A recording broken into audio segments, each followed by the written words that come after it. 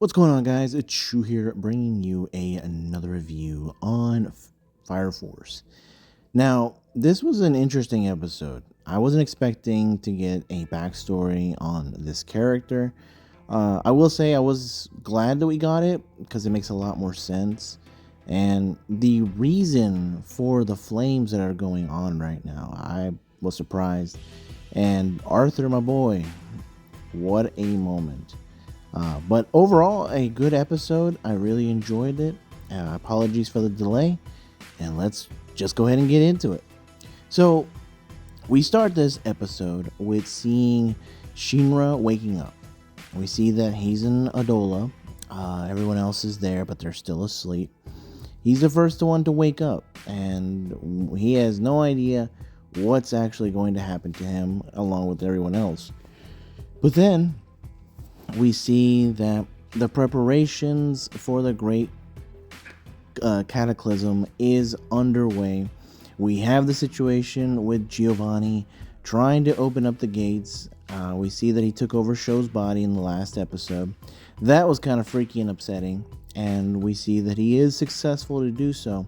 So now the great cataclysm is underway. So while this is also happening, we have Haumea talking and getting all of the other pillars ready as well. And we find out that the 8 pillars carry a different emotion. I don't remember all of them. I'm going to just kind of remember the ones that I can. Apologies. I'm going to list them off on my finger. I know there's 8. Fear, rage, madness, hate,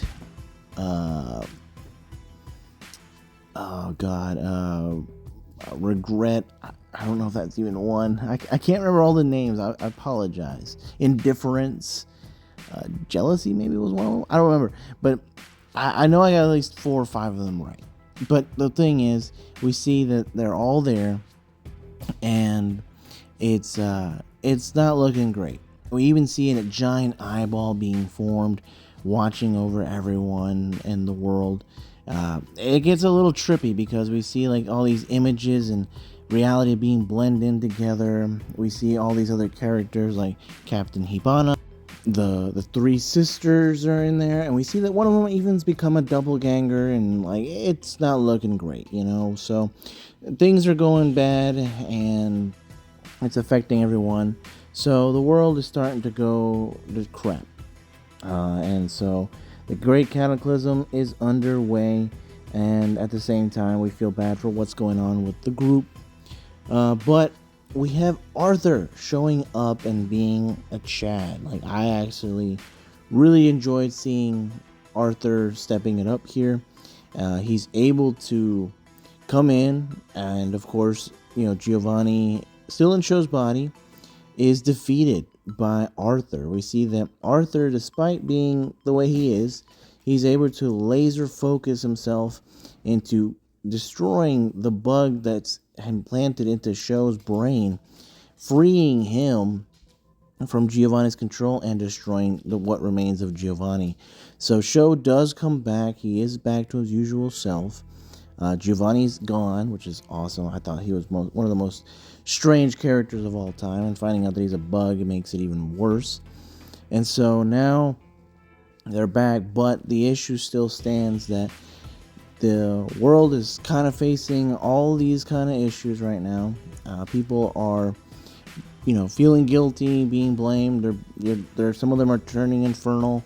It's not looking good. All things are kind of looking kind of gray, but what remains is the hope, So, and what's really sad about this, and I'm not going to overlook this, is the fact that we got to see Haumea's past. We see her past, which was very messed up. We see that from a young age, she was going to be kind of like a daughter of God. And, she was basically cursed to hear all people's emotions, know their intentions, and all that negativity, all the hatred in the world that she was having to kind of listen to. And it was a lot. And the only release that she ever had was to just kind of like beat on Sharon, who was like the only person that gave her unconditional love. And, you kind of feel for them. You really do. Because, he looked out for her, and we even had this one time where a moment between Charon and Arrow, who, at the time she wasn't Show's guardian, but she didn't understand why Charon was the way he was.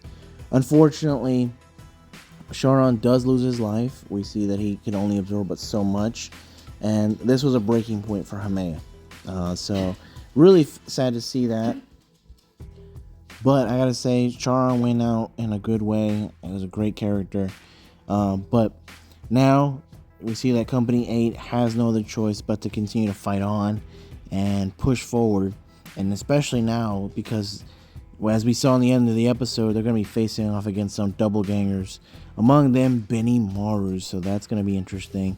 I look forward to that episode. It's going to be good. I know it. But let me know what you guys think. I'd love to hear your thoughts. As always, stay safe, and I'll catch you later.